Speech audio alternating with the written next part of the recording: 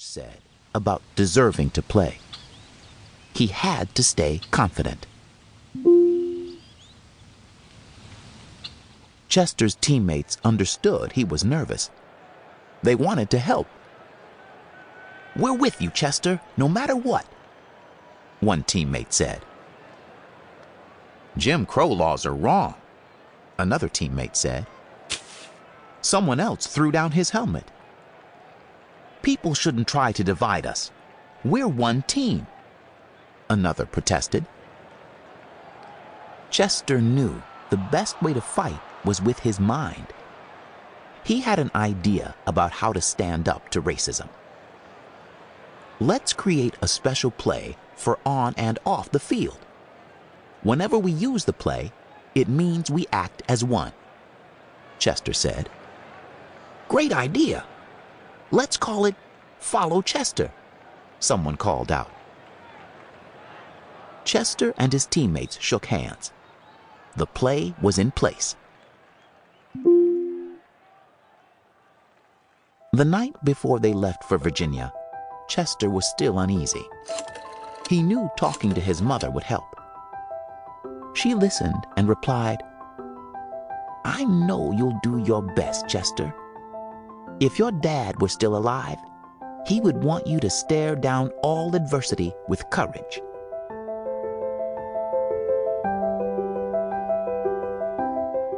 Chester's confidence grew stronger. The bus ride to UVA was long. Chester gazed out the window as the bus crossed the Mason-Dixon line, the cultural boundary between North and South. The Harvard bus pulled into a service station late in the evening. Chester and his teammates came face to face with a restroom sign that read, "Whites only." They needed to use the bathroom. They stood uncomfortably on one foot, then on the other. Chester started walking towards the woods. Someone yelled, "Follow Chester." If Chester couldn't use the bathroom, none of them would.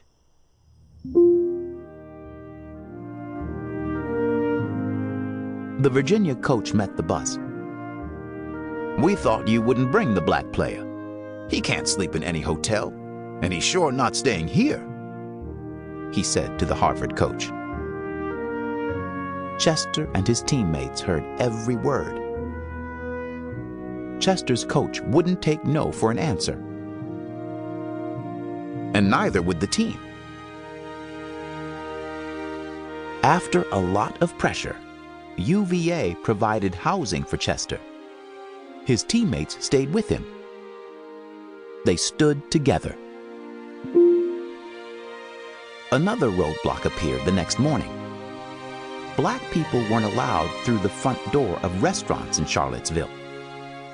Chester led the march around to the back of the restaurant. "Follow Chester," the players shouted. White patrons watched through the windows with open mouths.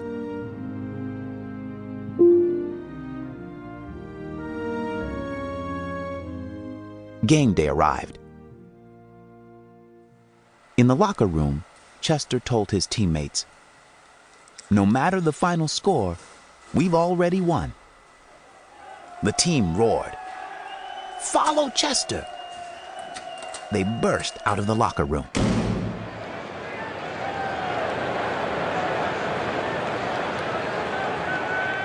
The stadium was full.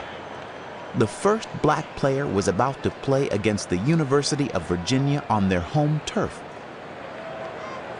Even Time magazine showed up to cover the historic game. Black fans sat in a segregated section. They applauded as Harvard came onto the field. But many UVA fans booed.